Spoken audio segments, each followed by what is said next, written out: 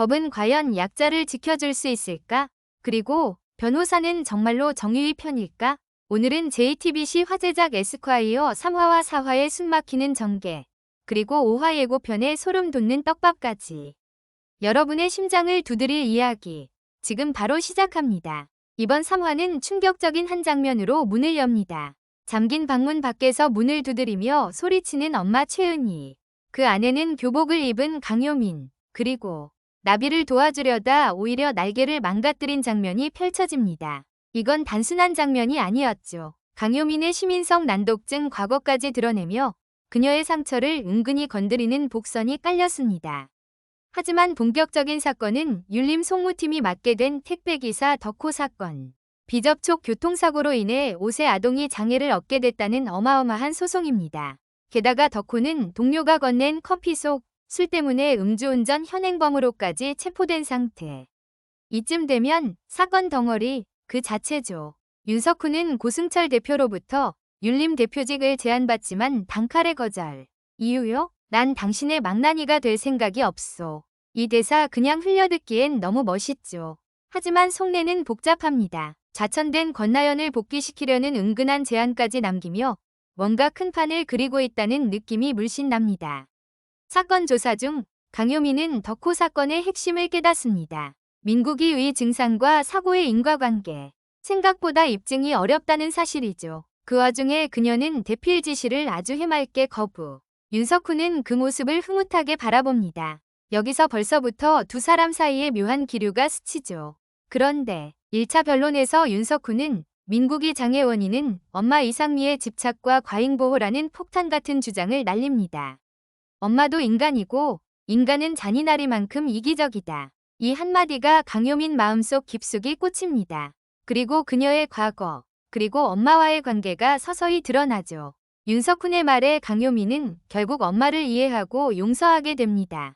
하지만 윤석훈 자신은 아직 5년 전 아내가 아이를 지었던 일을 마음으로 용서하지 못한 채 청계천을 홀로 걷는 뒷모습으로 3화는 끝납니다.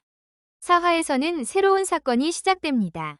이번엔 사건의 스케일이 다릅니다. 권력층의 돈 세탁까지 도와주는 거물급 위뢰인 최철민 사건. 그는 자신의 딸을 학대했다는 혐의로 고소를 당하지만 결정적인 증거가 없죠. 가정부 김영숙의 증언은 충격적입니다. 6살 딸이 넋이 나가 있었어요. 하지만 그녀의 전과 기록이 드러나며 사건은 오리무중. 윤석훈은 직접 최철민의 집을 방문하고 그 순간 아이의 표정을 보고 확신합니다. 이건 학대다. 하지만 신고는 반려되고 가정부는 역고소를 당하며 벼랑 끝에 몰립니다. 법의 무력감이 뼈저리게 느껴지는 순간입니다. 그리고 사건은 급변합니다. 다시 아이를 폭행한 최철민. 윤석훈은 최철민네로 뛰쳐감. 경찰은 인기척이 없어서 이미 돌아갔고 윤석훈은 일단 아이부터 보호해야 하니 깔끔히 처리하시죠. 경찰이 또 올 수도 있으니까 이 집에 그냥 둘 수는 없고 애 자체가 증거니 증거인멸해야죠. 의사 섭외에 뒀습니다. 치료 끝나면 보내드리죠. 라며 아이들 안고 병원으로 향합니다. 아이는 어디가 파열된 모양이라 급히 수술에 들어갑니다. 그리고 윤석훈은 억누르던 분노가 끝내 폭발하며 최철민 집에 쳐들어가 죽을 만큼 폭행을 합니다. 사실 윤석훈은 김영숙한테 막말을 퍼붓기 전 미리 김영숙을 찾아가서 어설프게 연기하면 최철민을 속일 수 없으니 연기에 협조해달라고 부탁했던 것이었습니다. 그리고 윤석훈은 최철민이 믿고 있는 폭력 조직 보스를 찾아가 그간 최철민이 몰래 해먹은 돈의 내역을 보여주곤 그 돈을 전부 찾아줄 테니 아동학대를 하는 최철민에게 정의구현을 부탁함.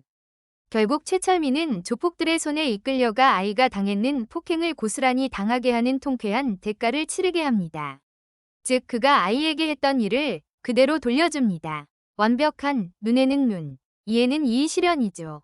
최철민은 파산, 교도소행, 양육권은 전처에게 넘어가고 수임료 5억은 아이의 계좌로 입금됩니다. 이 장면에서 시청자들은 와, 사이다 를 외쳤습니다. 마지막, 윤석훈은 강요민에게 이혼한 아내와 강아지를 공동 육아 중이라는 사실을 털어놓습니다. 그리고 임신한 전처, 그녀의 곁엔 윤석훈의 절친이자 현남편이 서 있죠. 이 기묘한 인간관계의 확장인 거죠. 사실 5년 전 쓰레기 봉투에서 임태기를 확인한 윤석훈이 아내의 임신에 기뻐하며 아내에게 임신 사실을 물었으나 아내의 대답은 우리 아이 같지 않겠고 약속한 것 아니야 라며 아이가 이미 없음을 암시했었죠. 그런데 아이를 갖지 않겠다던 전 부인이 현재 남편의 아이를 임신하고 행복하게 살아가는 모습이 보여주며 모두를 충격에 쌓이게 했죠. 과연 전 부인에게 어떤 사정이 있었길래 윤석훈의 아이는 안 되고 현 남편의 아이는 되는지. 윤석훈에게 너무나 큰 상처를 주면서도 표정은 너무 담담한 전 부인이 잔인해 보이기까지 하는데요. 여기에 묵직한 떡밥을 던지고 사화가 끝납니다. 다음 화예고에서는 강효민은 청각장애인 아마추어 화가의 저작권 침해 사건을 맡습니다. 문제는 공판 하루 전에야 소장을 받았다는 것. 게다가 선임 변호사와 상의도 없이 사건을 수임해버렸죠. 일주일 만에 재판을 어떻게 준비할래? 이 질문 앞에 효민은 흔들리지만 윤석훈이 조용히 힘을 보탭니다. 그리고 재판장에서 예상치 못한 공격을 받으며 위기에 몰린 효민. 결국 윤 변호사님, 저 좀 살려주세요. 이 간절한 부탁으로 5화 예고는 끝납니다. 법정이라는 전쟁터에서 사람들은 저마다의 무기를 듭니다. 어떤 이는 정의를, 또 어떤 이는 복수를. 에스콰이어, 다음 화는 놓치면 절대 안 됩니다. 구독과 좋아요 부탁해요.